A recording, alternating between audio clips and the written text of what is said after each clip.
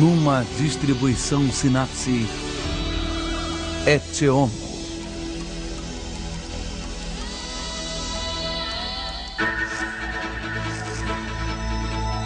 O comércio.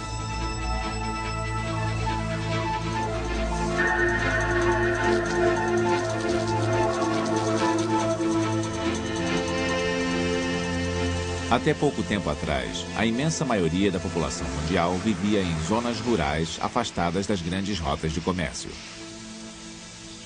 A maior parte das pessoas raramente comprava alguma coisa.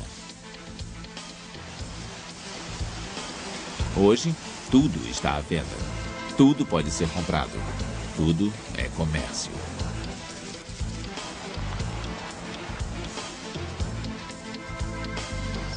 Nas sociedades industrializadas, a maioria das pessoas não mais produz os elementos essenciais de que precisam para viver. Todos os objetos que utilizam e toda a comida que comem são obtidos através de transações comerciais. Ou seja, são comprados. O homem moderno é fortemente estimulado a comprar todo tipo de produtos e serviços que vão muito além de suas necessidades básicas.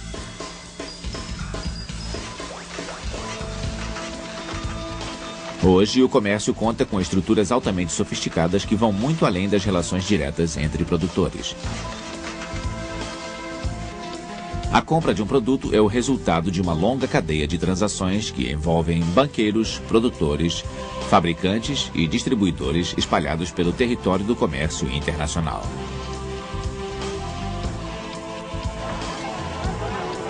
Estima-se que o valor total das transações comerciais feitas em todo o mundo alcance 4 trilhões de dólares. Mas nem todos saem ganhando com a globalização. Nos países industrializados, milhares de trabalhadores perdem seus empregos regularmente para a mão de obra mais barata de outros países. E ainda assim, o comércio é um poderoso motor do desenvolvimento. Há milhares de anos, o comércio faz as sociedades prosperarem.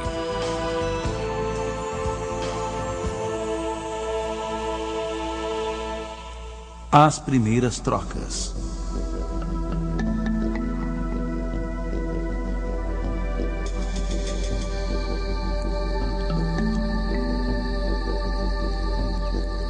O comércio teve início bem cedo na história da humanidade. A princípio, as transações eram realizadas diretamente entre os produtores. Arqueólogos descobriram grandes quantidades de lascas de sílex, com mais de 12 mil anos de existência. Esse material, extraído de pedreiras distantes, indica que o comércio era praticado já na Idade da Pedra.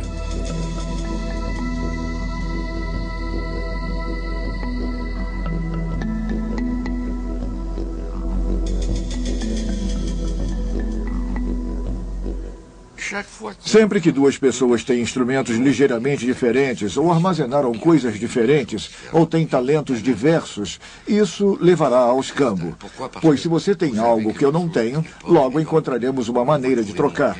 Mas o problema do escambo, da troca de mercadorias, é que eu preciso achar alguém que me dê exatamente aquilo de que preciso, em troca de exatamente aquilo que eu tenho. Isso torna a troca extremamente complicada. Essa dificuldade logo levou a buscar mercadorias que facilitavam as trocas.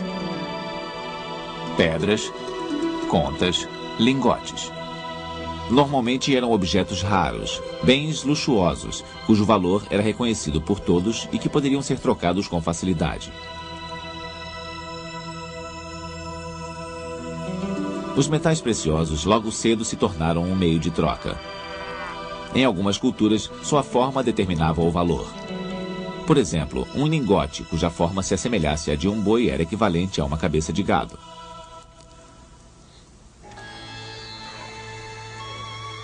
As primeiras redes de comércio surgiram 3.000 anos antes de Cristo, permitindo que mercados locais fossem abastecidos com produtos estrangeiros. Essa inovação tornou-se possível graças a um novo personagem que se tornou o intermediário entre os produtores, o mercador. Migrações, novas técnicas de navegação e a formação de grandes entidades políticas estimularam o comércio.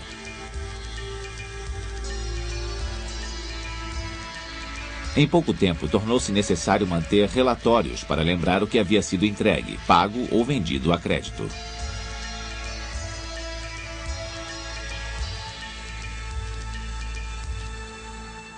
Na minha opinião, o surgimento da escrita é uma das 2 ou 3 invenções mais importantes no desenvolvimento do comércio. E, claro, que para registrar transações, a escrita é fundamental. Ainda mais para transações à distância. Para garantir a compensação das operações, era preciso ter um registro escrito da transação em si, para que a dívida criada pudesse ser transferida para terceiros. E quando pensamos no rápido crescimento do comércio desde o começo da Antiguidade Clássica, fica aparente que, pelo menos, está relacionado ao desenvolvimento da escrita alfabética.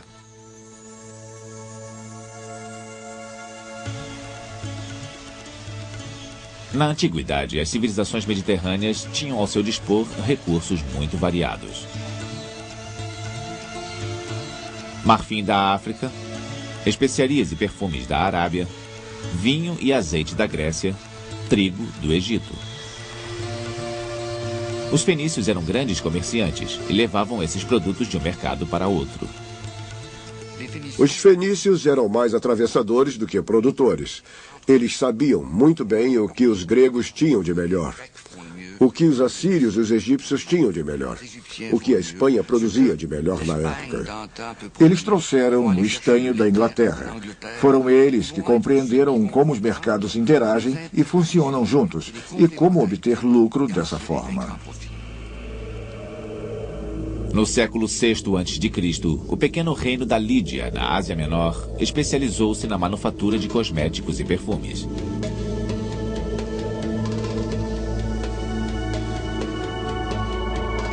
Cressos, o rei da Lídia, ganhou fama como o homem mais rico do mundo. Ele enriqueceu através de seu controle sobre o comércio de cosméticos. Cressos também era um rei esperto. Ele percebeu que as transações comerciais seriam realizadas muito mais rapidamente se os mercadores não precisassem pesar constantemente o ouro e a prata. Então fundia pequenos pedaços de ouro com um peso padronizado e, para lhes dar um status oficial, ele os marcava com um selo. Assim, Cressos deu às moedas sua forma final, achatada e redonda.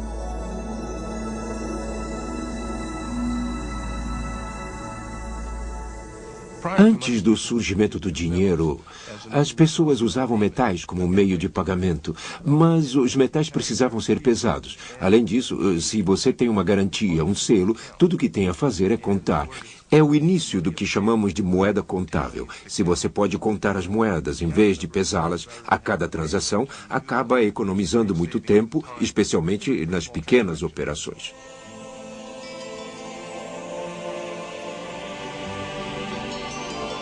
Diversas civilizações prosperaram às margens do mar Mediterrâneo, mas nenhuma jamais se equiparou às conquistas dos romanos, que expandiram seu império do Ocidente ao Oriente.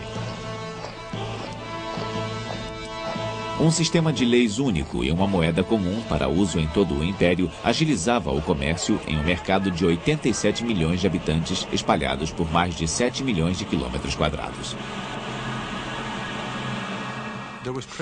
Do norte da África a Roma, comerciava-se com grãos e havia o trigo na Índia. Eles usavam navios enormes e dizem que Pitágoras construiu um navio, acho que por volta de 250 ou 200 antes de Cristo, e esse navio tinha o mesmo tamanho das maiores embarcações construídas até o começo do século XIX. Eram cargueiros enormes e serviam para transportar grãos. Os produtos luxuosos que chegavam do Oriente eram muito caros. Os gastos relacionados ao exército e à administração continuaram a aumentar. No primeiro século da era cristã, o Império Romano foi assolado pela inflação. Para contrabalançar seus efeitos, cada vez mais moedas eram cunhadas.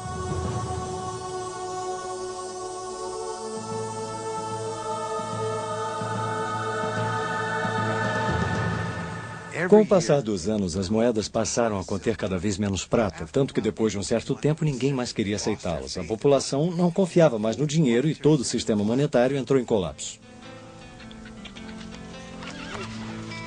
Com a queda do controle político e militar de Roma, a Europa se desfez em fragmentos. Em um mundo de senhores rivais em guerra, os mercados raramente se aventuravam pelas estradas ou através dos mares. E o que então surge é o feudalismo, baseado em laços pessoais e laços de lealdade, de obrigação e servidão, não mais baseado no dinheiro.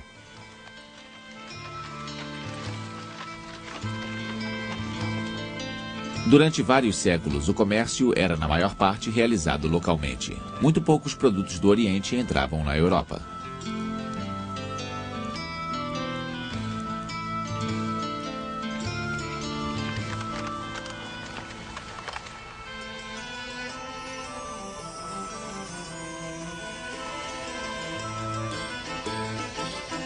Por volta do século X, cidades como Gênova, Amalfi e Veneza ocuparam esse espaço vago e estabeleceram seu poder comercial.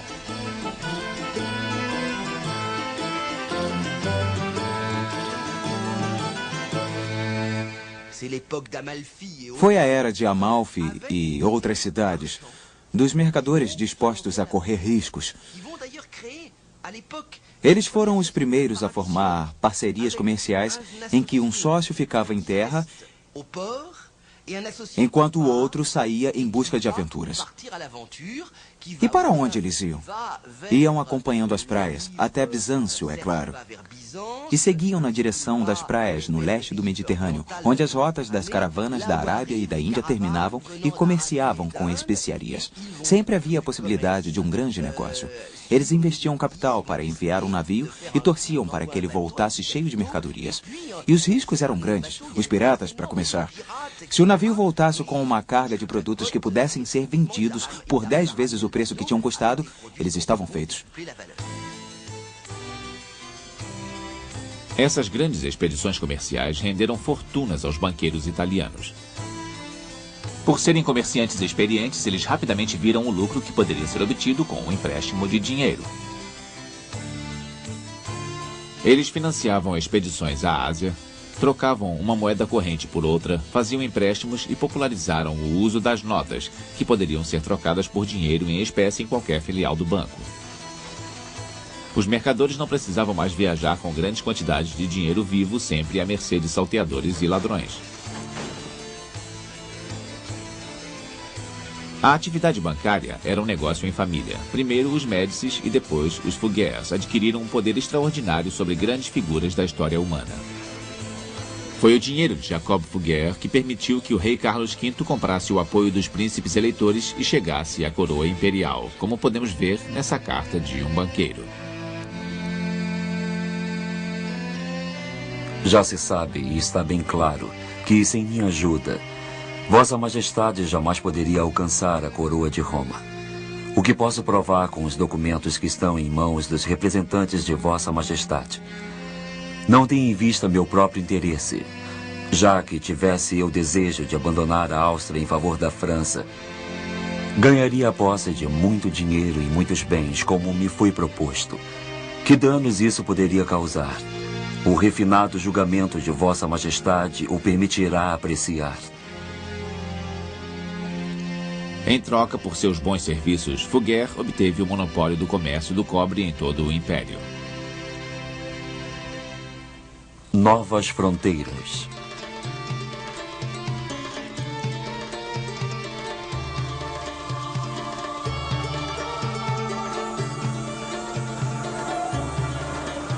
Quando os turcos invadiram Constantinopla e fecharam as rotas para o Oriente em 1453, os europeus se viram subitamente impedidos de realizar o lucrativo comércio das especiarias.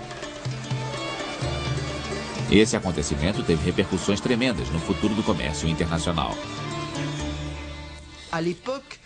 Durante esse período, as especiarias eram o principal produto nas trocas internacionais e elas tinham um papel muito importante. Nós costumamos esquecer que numa época em que não havia refrigeração, as especiarias eram usadas para conservar os alimentos. A única maneira de armazenar alimentos perecíveis era temperando-os ou fazendo conservas. Para isso, era preciso ter sal e pimenta. Naquele tempo, a pimenta era quase tão necessária quanto o petróleo é hoje. Era uma matéria-prima essencial. As primeiras viagens de exploração em que os navegantes portugueses, espanhóis e italianos saíram para tentar descobrir outras terras não tinham como objetivo o prazer da descoberta ou a conversão dos pagãos. A ideia básica era trazer bens de consumo para a Europa. Eles eram comerciantes em expedições comerciais. E o que estavam procurando? A rota das especiarias. Eh bien, il cherche à trouver la route des épices. Cristóvão Colombo, o mais famoso entre os grandes exploradores, nunca encontrou o caminho das especiarias. Mas ele descobriu um novo continente abarrotado de riquezas. Ouro e prata que fariam fortunas para os reis da Espanha e de Portugal. O descobrimento da América marcou o fim do Mediterrâneo como o principal centro comercial e aumentou consideravelmente os horizontes comerciais da época.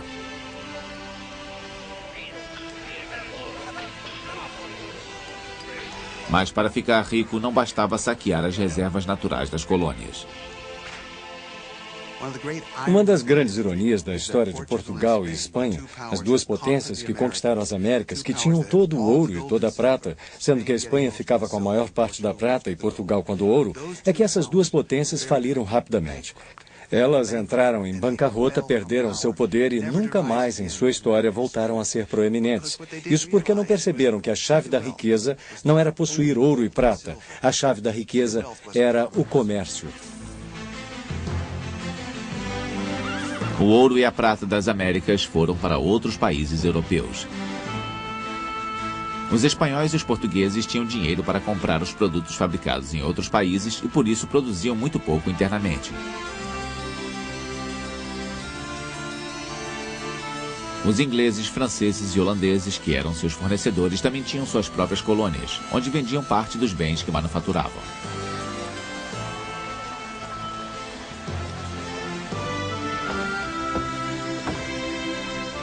O princípio era simples: buscar as matérias-primas na colônia e levá-las para a metrópole, onde eram processadas e transformadas em produtos revendidos a preços altos.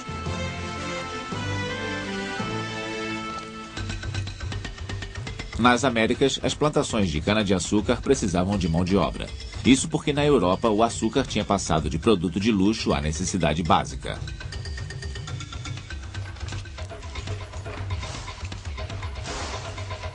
O comércio de escravos dava aos plantadores a mão de obra de que precisavam. Essa atividade infame se tornou uma das mais lucrativas da época.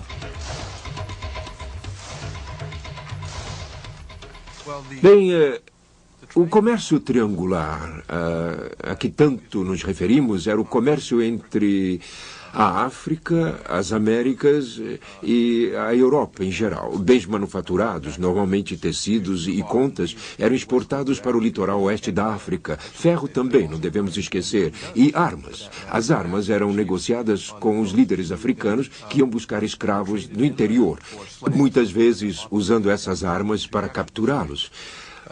Os escravos eram vendidos principalmente para as plantações de cana-de-açúcar do Caribe e do Brasil, e numa escala menor e muito mais tarde para as plantações de tabaco e algodão dos Estados Unidos. Os bens que eram produzidos voltavam de navio para a Europa. A travessia do Atlântico era perigosa. As tempestades eram comuns e nunca havia garantia de que os navios chegariam ao porto em segurança. Piratas, normalmente pagos por companhias rivais, rondavam as rotas mais usadas esperando uma presa fácil.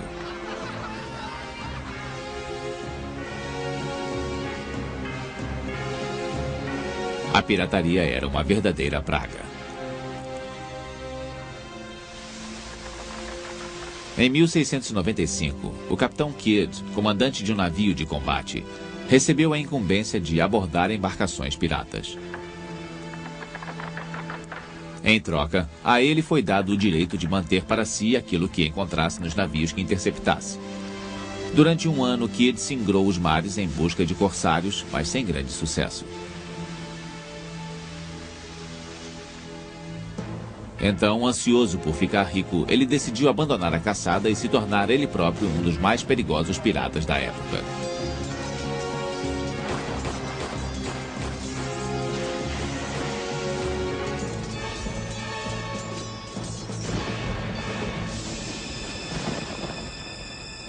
Kidd foi enforcado em Londres em 1701.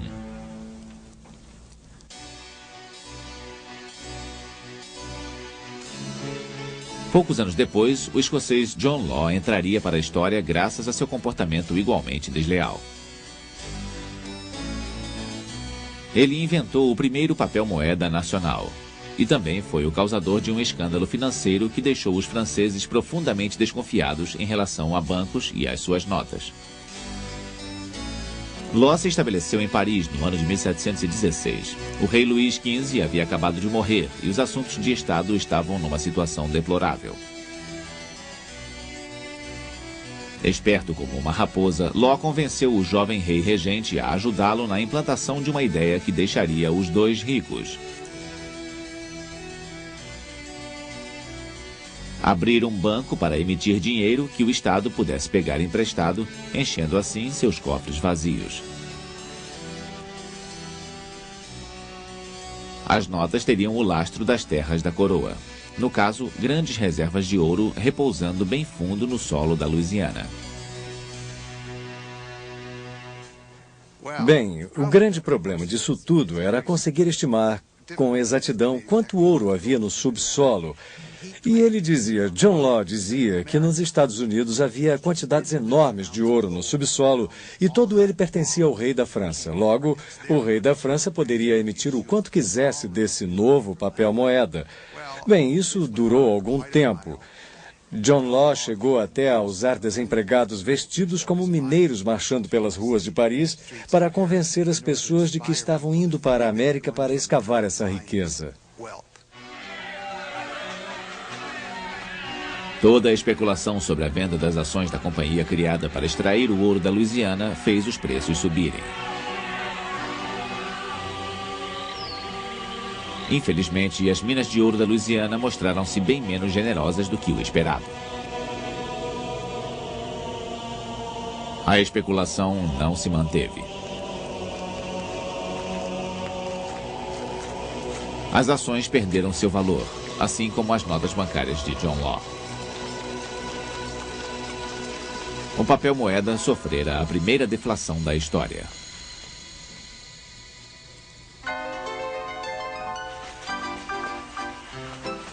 Com a aproximação do século XX, o mundo se preparava para enfrentar mudanças de grandes proporções. Na esteira da Revolução Industrial, a produção de roupas, sapatos e artigos domésticos cresceu vertiginosamente. Essa onda de novos produtos impulsionou o comércio para uma nova era na história. Era o começo do consumo em massa. A Revolução Industrial estabeleceu duas estratégias. A França se especializou em produtos refinados e a Inglaterra se especializou em produtos mais populares. A Grã-Bretanha ganhou da França em termos de industrialização porque, tendo optado por vender produtos baratos para um grande mercado, os ingleses viram que era extremamente fácil invadir mercados estrangeiros. A França foi mais lenta, pois havia se dedicado à produção de bens luxuosos, cujo mercado era muito mais limitado. Melhores técnicas de produção desenvolveram o consumo em massa, mas outro fator decisivo foi o desenvolvimento dos meios de comunicação, que facilitava o acesso a consumidores geograficamente isolados.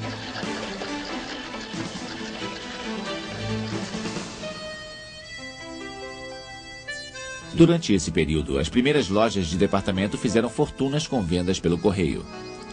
Em 1895, o catálogo da Sears tinha 532 páginas. Eles vendiam de tudo.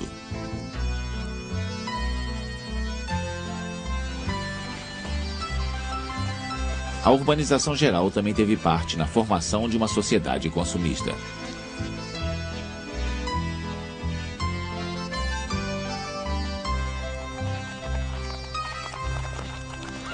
Diferentemente dos trabalhadores agrários, as pessoas que trabalhavam em fábricas ou escritórios dependiam totalmente do comércio para comprar comida, roupas e móveis.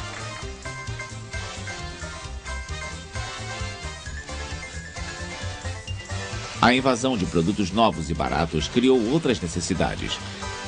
O aumento da renda per capita foi acompanhado por um aumento no consumo.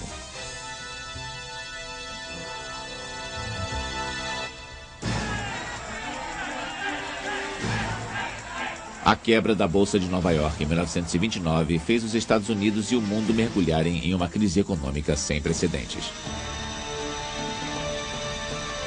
Nos anos seguintes, o consumo despencou e o nível de desemprego subiu às alturas. Para proteger as indústrias nacionais, os países adotaram políticas de protecionismo. No mundo todo, os governos nacionalizaram e estabeleceram monopólios no comércio. O Comitê do Trigo do Canadá, por exemplo, data de 1933. Uma política agrícola comum foi estabelecida na Europa. Nos Estados Unidos, foi aprovado o Ato de Ajuste Agrícola. Também havia o Comitê do Trigo da Austrália, os fundos de estabilização, os comitês de comércio na África e assim por diante. Então, pouco a pouco, as nações implantaram mecanismos de controle e fecharam as portas para o comércio internacional. As taxas de importação sofreram aumentos enormes.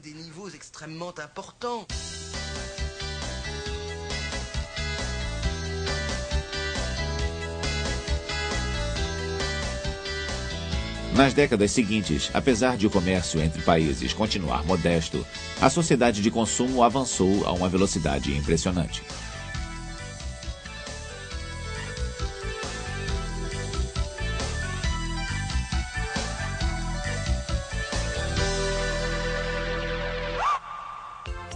Os consumidores de hoje.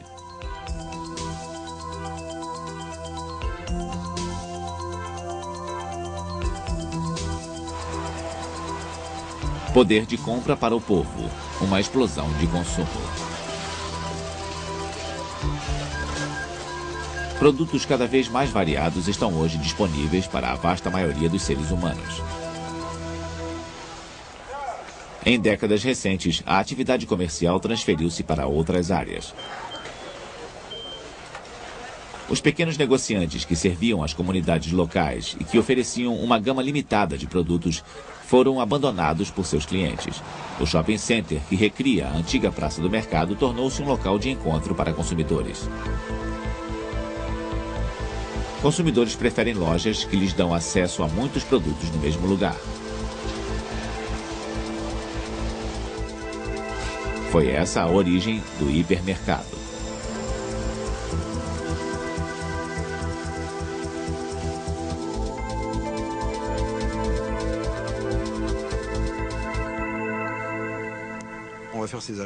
Nós fazemos compras semanais e compramos tudo aquilo de que precisamos de uma vez só. Dessa forma, percebemos que é mais caro comprar diariamente produtos como pão, manteiga, carne, coisas assim. Era agradável dizer oi para a pessoa atrás do balcão na leiteria, mas o preço desse prazer é maior que seu valor. As coisas mudaram.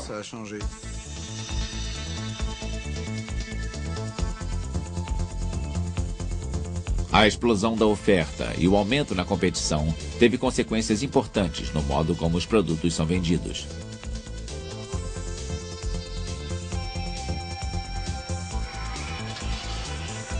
Hoje em dia, os gastos com propaganda são 7 vezes maiores do que eram na década de 50.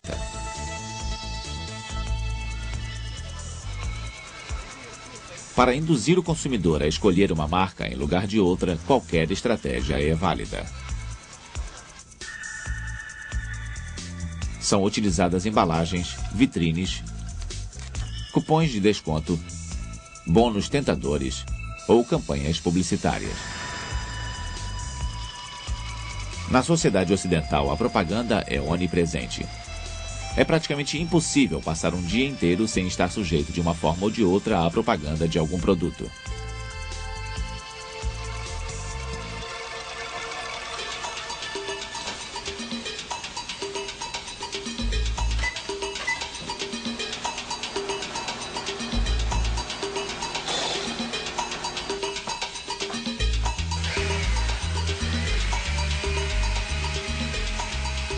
Todas essas mensagens que bombardeiam os consumidores têm apenas um objetivo: promover o consumo, elevando-o ao status de valor cultural.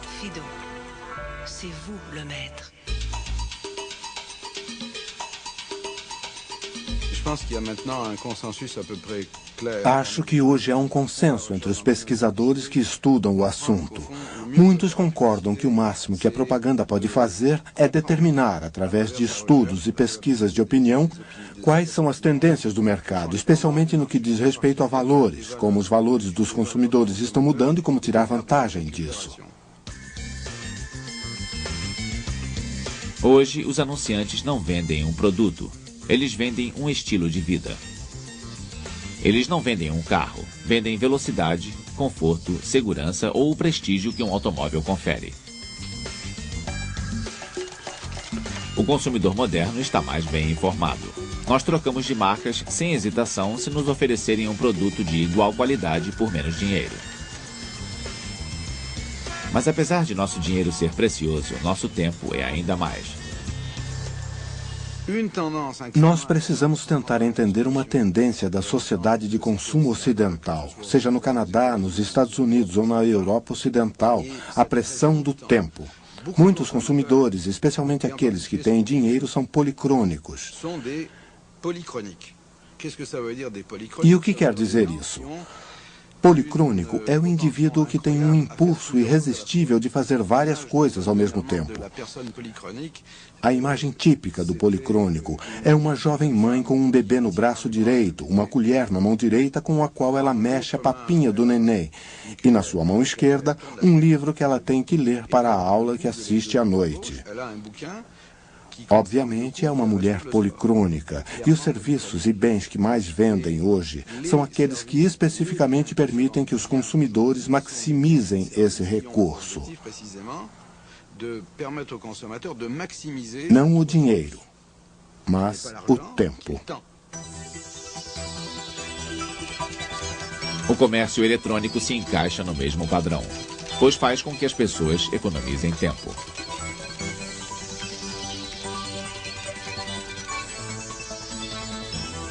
Sem sair de casa, consumidores podem ter acesso a uma infinidade de fornecedores.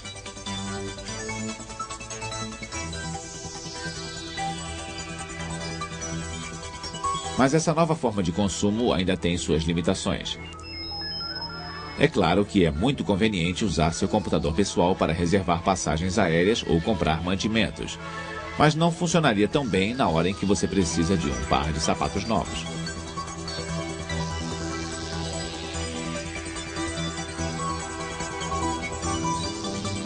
Usar dinheiro eletrônico também poupa tempo.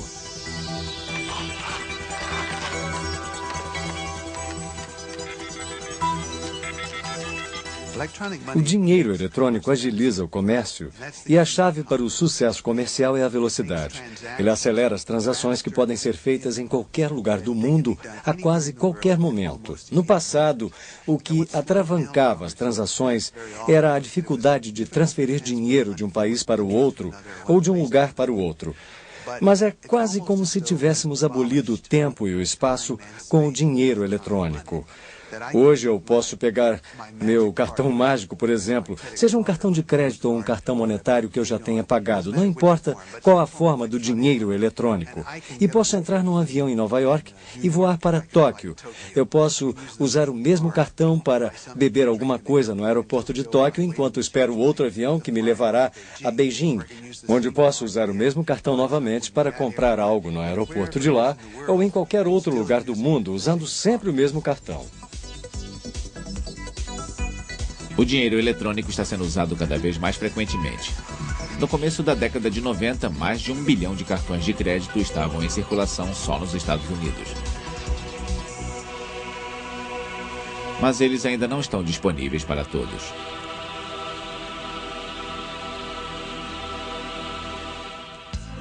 O planeta comerciante.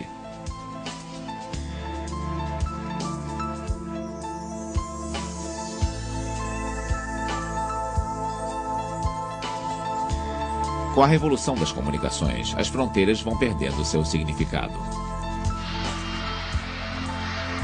Em 1977, o comércio internacional atingiu um volume total de 57 bilhões de dólares.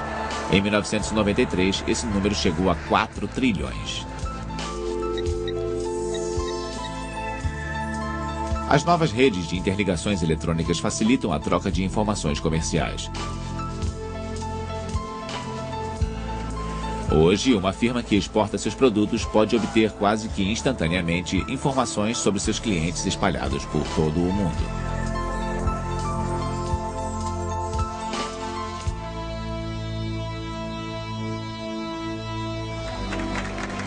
A criação das zonas de comércio livre, a assinatura de acordos com a intenção de abolir as barreiras comerciais entre os países membros do GATT e o estabelecimento da Organização Mundial de Comércio no começo dos anos 90 também tiveram um importante papel na abertura dos mercados.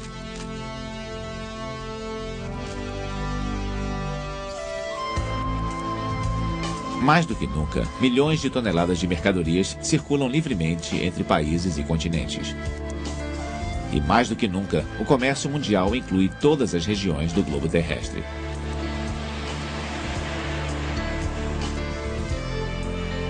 Os países do Bloco Oriental, a América Latina e até a China, que costumava estar fechada para o resto do mundo, agora participam de negociações internacionais.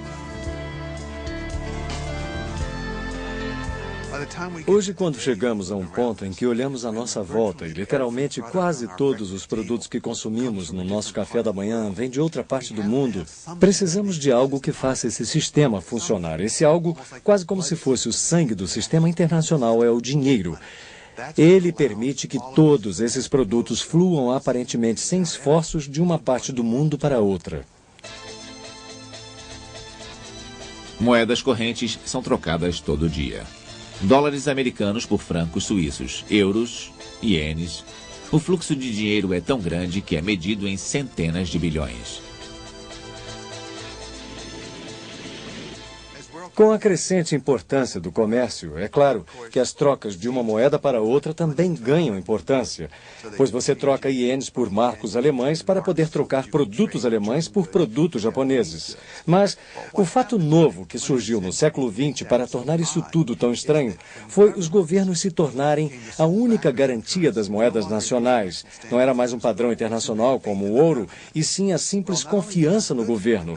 Bem, hoje não temos apenas produtos indo de um país para o outro, temos também uma confiança instável na moeda de países estrangeiros.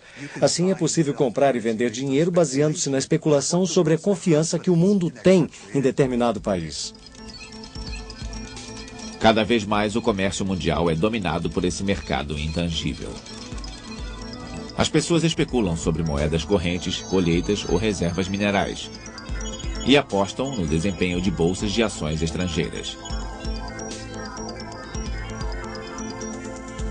Toda uma economia paralela construída sobre pedaços de papel cresceu ao lado da economia real.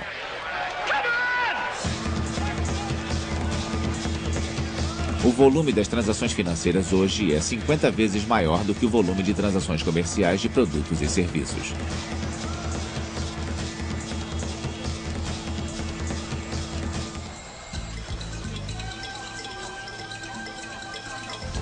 Apesar de o mundo estar se dirigindo para uma integração cada vez maior, 70% das transações internacionais ocorrem entre países industrializados agregados em 3 centros: a União Europeia, os Estados Unidos e o Japão.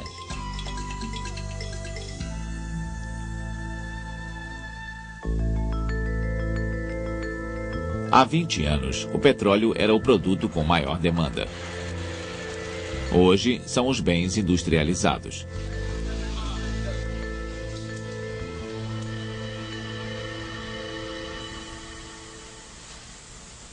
Os países em desenvolvimento, cujos principais produtos de exportação são borracha, café e óleo vegetal, estão sendo fortemente afetados por essa mudança no mercado.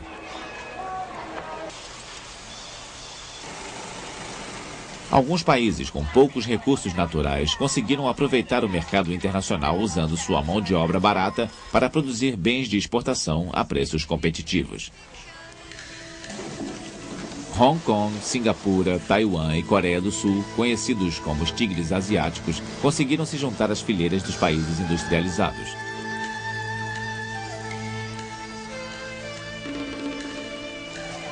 Hoje, outros países da Ásia seguem o mesmo caminho.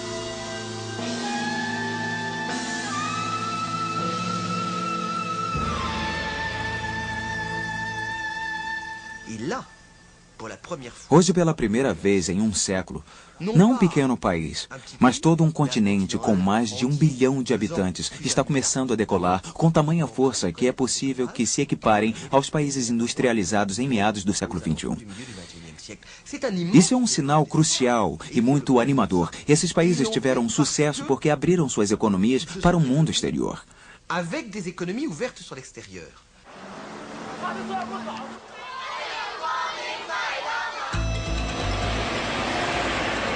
Fronteiras abertas e comércio livre podem fazer crescer uma economia nacional.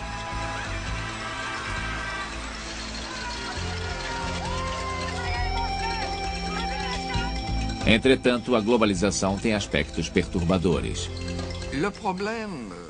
O principal problema que a maioria dos países enfrentará será equilibrar a proteção do mercado interno com o acesso livre, de forma que seja possível criar uma divisão de trabalho lucrativa.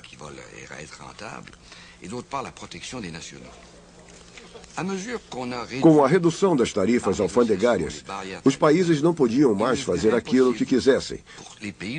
Eles se viram forçados a desenvolver instituições lucrativas e sua capacidade de produção, ou outros países invadiriam seu mercado interno.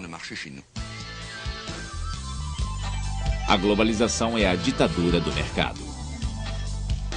Para sobreviver, os conglomerados precisam se expandir. Hoje, uma multinacional como a Procter & Gamble controla mais de 300 marcas em 140 países.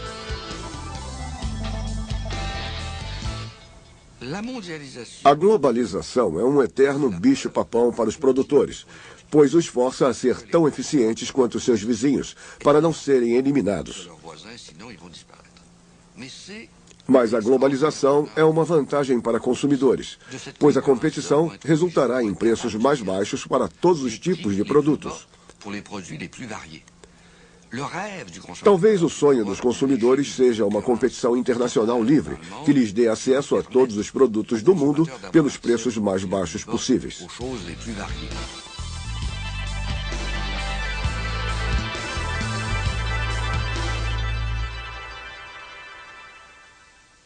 Caminhando para um mercado unificado.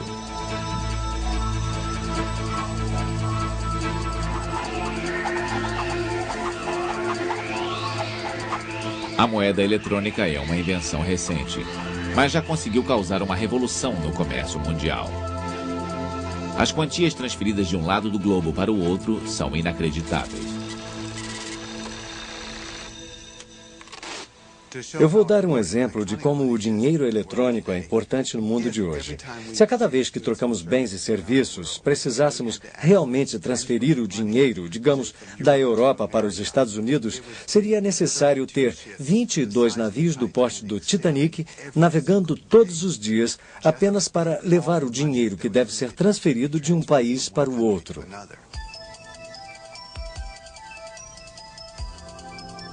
O dinheiro se move tão rapidamente que precisamos reexaminar a maneira como negociamos e mesmo a forma como pensamos.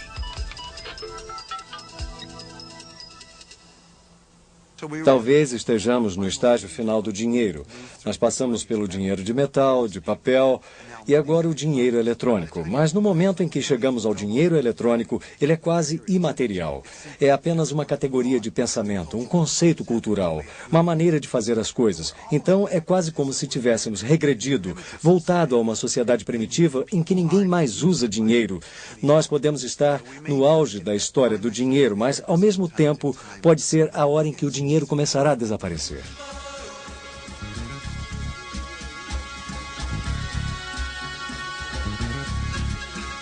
O comércio global não é mais dominado pela troca de bens ou de notas bancárias, e sim pela troca de garantias.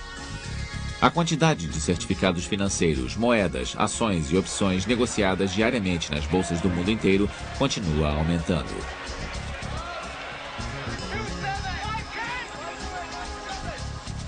Não há fronteiras nem limites para a especulação. Eu diria que a especulação é uma parte inerente do comércio e das finanças. A palavra vem do latim speculare, que significa olhar ao longe, ver adiante. Se sou um comerciante, sei que dependo de um produto e que seu preço amanhã pode ser outro. No fundo, goste ou não, sou um especulador. Isso é ainda mais verdadeiro hoje, pois vivemos em um mundo essencialmente especulativo, governado pela dinâmica da instabilidade. O mercado global se transformou em um verdadeiro cassino e está começando a dominar a economia verdadeira.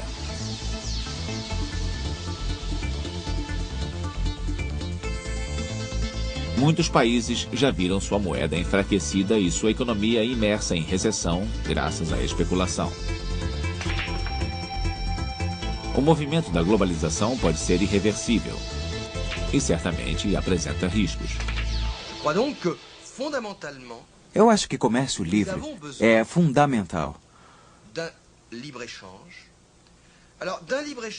Comércio livre até certo ponto. Mas não podemos insistir muito em ideais. Nós precisamos de uma autoridade supranacional. O mercado deve operar com justiça e clareza. Para isso, vamos precisar de gente capaz de administrar esse mercado justo e transparente.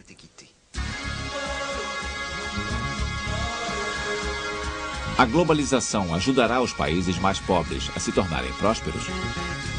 Alguns acham que sim, outros não têm tanta certeza.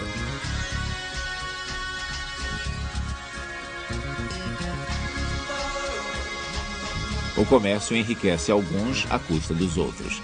De forma alguma é uma relação entre iguais. O comércio é uma prova de força.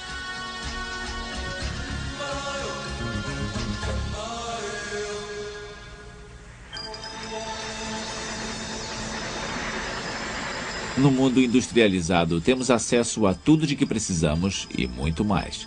O consumo deixou de ser determinado por nossas necessidades ou mesmo por nosso gosto. O consumo hoje passou a ser um dever social. As pessoas usam o consumo para afirmar seu status. O consumo é uma linguagem que ressalta as diferenças entre as pessoas. Às vezes, brutalmente. Mas, paradoxalmente, é o local onde nós nos encontramos. Uma coisa é clara. Para pertencer a um grupo, nós precisamos consumir um certo número de produtos. Não sei explicar por que um produto é mais procurado do que outro. Mas sei que a Nike, por exemplo, não agrada necessariamente a todos os grupos de adolescentes. Houve uma época em que era a Brooks, mas a Brooks saiu de moda. Os consumidores estão mais cultos e melhor informados. E começaram a formar associações para defender seus interesses. Cada vez mais organizam boicotes a companhias que exploram os empregados ou destroem o meio ambiente. Eles fazem pressões para que os padrões de qualidade e segurança sejam respeitados. e exigem leis que os protejam.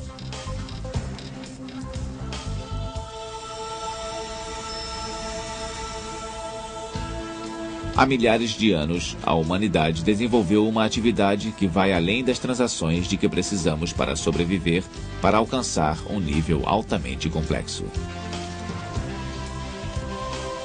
Comércio gera desenvolvimento e tem um importante papel na construção da aldeia global em que todos nós teremos acesso fácil ao mercado mundial. Uma aldeia global com sociedades e um mercado cada vez mais uniformizados pelo comércio.